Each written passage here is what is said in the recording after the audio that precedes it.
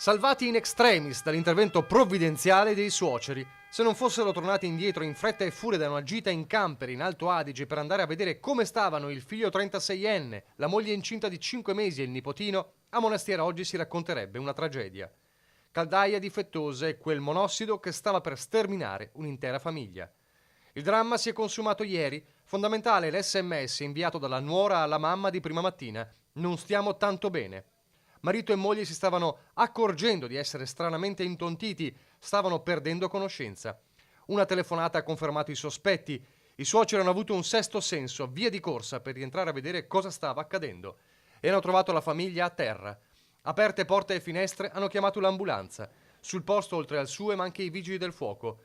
Il 36enne è stato trasportato in gravi condizioni al Cafoncello di Treviso e trasferito in elicottero d'urgenza alla camera iperbarica di Mestre. Anche la moglie incinta e il figlio di 5 anni sono stati trasportati d'urgenza alla camera iperbarica in condizioni però meno gravi. Ora tutta la famiglia è fortunatamente fuori pericolo e ricoverata all'ospedale di Treviso. Si presume che la fuga di gas possa essere iniziata all'alba di ieri dalla caldaia.